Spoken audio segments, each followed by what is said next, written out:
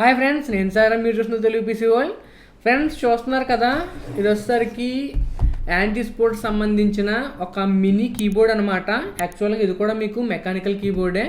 And దీని model వచ్చేసరికి MK1300 mini. So దీని యొక్క ప్రైస్ చూసుకున్నారనుకోండి, దాదాపుగా 1800-1900 ఆ ప్రైస్ అయితే ఉంటుంది. సో దీని యొక్క స్పెషాలిటీ ఏంటంటే ఇది కేవలం 60% మాత్రమే ఉంటుంది. అండ్ దాంతోపాటు ఇది మనకి మెకానికల్ స్విచ్చెస్తో అయితే వస్తుంది అనమాట. సో మెకానికల్ స్విచ్చెస్ అంటే మనం ప్రెస్ చేసినప్పుడు ఆ టాక్టిక్ ఫీల్ అవ్వచ్చు, లేకపోతే రెస్పాన్స్ అవ్వచ్చు. అది మనకి మెకానికల్ కీబోర్డ్స్ అయితే చాలా బాగుంటుంది. బేసిక్గా గేమర్స్ ఎవరున్నా కూడా నేను మోస్ట్లీ వాళ్ళకి మెకానికల్ కీబోర్డ్స్ని యూజ్ చేయమని అయితే ఎప్పుడు సజెస్ట్ చేస్తూ ఉంటాను.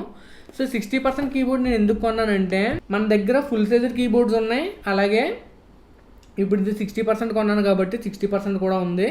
సో మనకి ఇంక ఓన్లీ ఒకటే మిస్ అయింది, అదేంటంటే 10 keyless అనమాట. సో మన దగ్గర అన్ని రకాలు ఉండాలి కాబట్టి నేను ఒక్కొక్క టైప్ అయితే కొంటున్నాను. ఇప్పుడు మనకి ఇది 60% కాబట్టి కేవలం మనకి ఆల్ఫాబెట్స్ ఏమైతే ఉంటాయో ఆల్ఫాబెట్స్, అలాగే ఫంక్షన్ కీస్ మాత్రమే ఉంటాయి. రిమైనింగ్ కీస్ ఏమీ కూడా ఈ కీబోర్డ్లో అయితే ఉండవు. అదే మీరు ఫుల్ సైజ్ కీబోర్డ్స్ చూసుకున్నారనుకోండి, అందులో మనకి యారో స్విచ్చెస్ ఉంటాయి. అండ్ దాంతోపాటు ప్రింట్ స్క్రీన్ అని, మనకి page up, page down, so ఇలా బటన్స్ అన్నీ ఉంటాయి కదా, ఆ బటన్స్ ఉండవు. అండ్ దాంతోపాటు నెంపాడ్ బటన్స్ ఏమైతే ఉంటాయో నెంపాడ్ కూడా కంప్లీట్గా ఈ 60% కీబోర్డ్లో అయితే ఉండదు. సో ఉండదు కదన్నా, బాగానే ఉంది. అసలు ఎటువంటి వాళ్ళకి కీబోర్డ్ అని అంటే, చాలామంది కాంపాక్ట్ సెటప్స్ అయితే ఇష్టపడుతూ ఉంటారు. కాంపాక్ట్ సెటప్ అంటే చాలా మినిమల్గా సెటప్ ఉండాలని అయితే అనుకుంటూ ఉంటారు. అటువంటి వాళ్ళు 60% కీబోర్డ్స్ అయితే యూజ్ చేస్తారు. సో నేను అన్బాక్సింగ్ అయితే చేసేస్తాను. మనం ఎంతసేపు అయినా కానీ కంప్యూటర్ గురించి మాట్లాడుతూనే ఉంటాను నేను.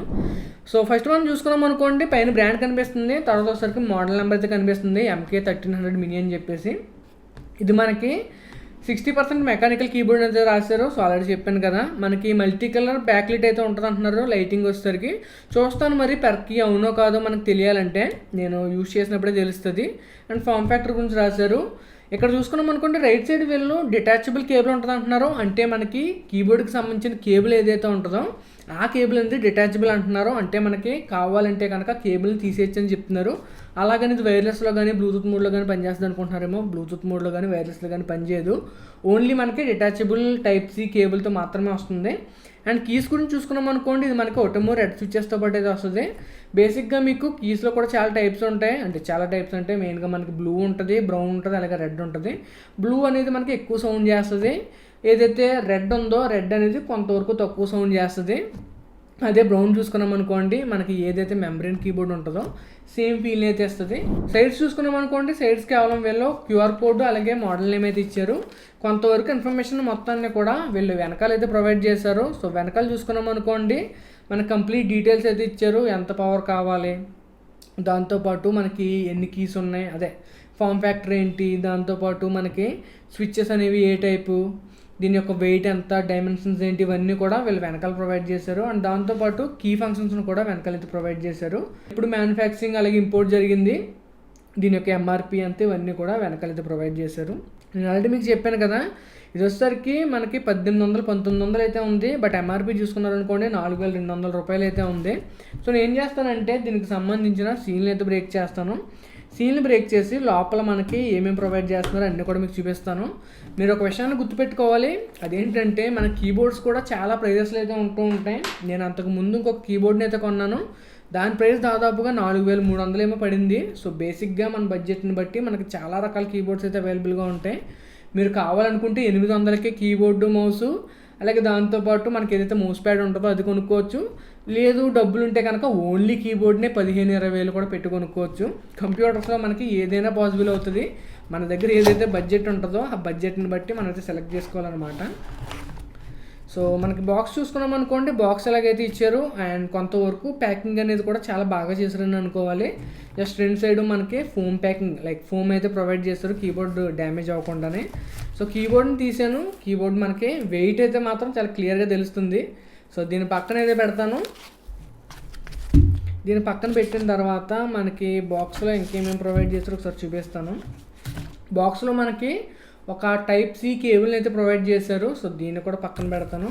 అండ్ దాంతోపాటు మా ప్రోడక్ట్ కొన్నందుకు థ్యాంక్స్ అని చెప్పేసి జస్ట్ ఒక నోట్ని అయితే ప్రొవైడ్ చేశారు. అండ్ దాంతోపాటు యూజర్ మాన్యువల్ అలాగే వారంటీ కార్డును కూడా మనకి బాక్స్లో అయితే ప్రొవైడ్ చేశారు. సో ఇది ఫ్రెండ్స్ కీబోర్డ్ అయితే ఒకసారి చూడండి. కీబోర్డ్ అయితే మాత్రం వెయిట్ బీభత్సంగా అయితే ఉంది. అసలు ఈ సైజుకి ఎంత వెయిట్ ఉంది ఏంటని అనుకుంటారు మీరైతే కీబోర్డ్ని చూస్తే. అండ్ దాంతోపాటు చాలా కాంపాక్ట్గా అయితే ఉంది. ఒక 2 చేతులు ఎంతైతే ఉన్నాయి, 2 చేతులు పట్టే స్పేస్ మాత్రమే మన కీబోర్డ్ అయితే ఉంది. మీరు ఫ్లెక్స్ చూసుకున్నారనుకోండి, అసలు కదలట్లేదు కీబోర్డు. అదే మీరు చీప్ కీబోర్డ్స్ కొన్నట్లయితే ఫ్లెక్స్ అనేది ఘోరంగా అయితే ఉంటుంది. ఇదైతే అసలు అటు ఇటు ఏ మాత్రం కదలట్లేదు. అండ్ మీరు సౌండ్ వినండి ఒకసారి, సౌండ్ ఎలా అనిపిస్తుందో. జనరల్గా రెడ్ స్విచెస్ ఎందుకు కొంటారంటే ఎక్కువ సౌండ్ రాకుండా మనకి ఆ మెకానికల్ ఫీల్ కోసం ఈ రెడ్ స్విచెస్ అయితే కొంటూ ఉంటారు. చూపిస్తాను చూడండి ఒకసారి. కీ ఒకటి పుల్ చేస్తాను. సో చూసారు కదా, మనకి ఇవన్నీ కూడా రెడ్ స్విచెస్తో పాటు వచ్చిన కీబోర్డ్ అనేది అనుకోవచ్చు.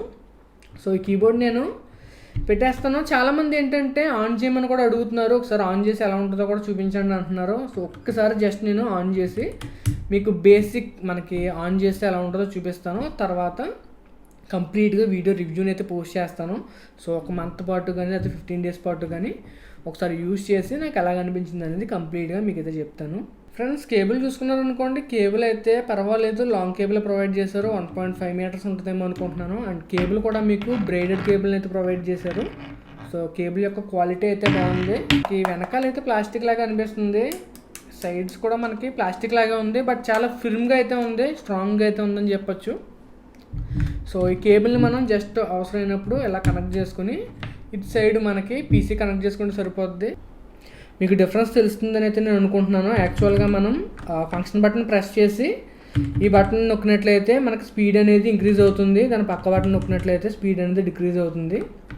మీరు కనుక ఎఫెక్ట్ చేంజ్ చేసుకోవాలనుకోండి, జస్ట్ ఫంక్షన్ బటన్ నొక్కి పట్టుకుని సో ఏదైతే మనకి ఈ కీ ఇచ్చారో చేంజింగ్ కోసం ఆ బటన్ నొక్కినట్లయితే మనకి ఈ లైట్ ఎఫెక్ట్స్ ఏమైతే ఉన్నాయో లైట్ ఎఫెక్ట్స్ అయితే చేంజ్ అవుతున్నాయి. సో ఇది ఫ్రెండ్స్ ఈరోజు వీడియో అయితే మీకు నచ్చింది అనుకుంటున్నాను. యాక్చువల్గా నేను ఇనీషియల్ ఇంప్రెషన్స్ మాత్రమే ఇచ్చాను. ఒకవేళ మీరు కంప్లీట్గా తెలుసుకోవాలనుకుంటే మాత్రం మన ఛానల్ అయితే ఫాలో అవ్వండి. ఎందుకంటే ఒక 15 days కానీ 20 days కానీ యూజ్ చేసి ఫుల్ రివ్యూని మన ఛానల్ అయితే పోస్ట్ చేస్తాను. సో ఇది ఫ్రెండ్స్ ఈరోజు వీడియో మీకు నచ్చింది అనుకుంటున్నాను. నచ్చితే కనుక లైక్ చేయండి, షేర్ చేయండి, సబ్స్క్రైబ్ చేసుకోండి. నేను Sairam, signing off guys, bye.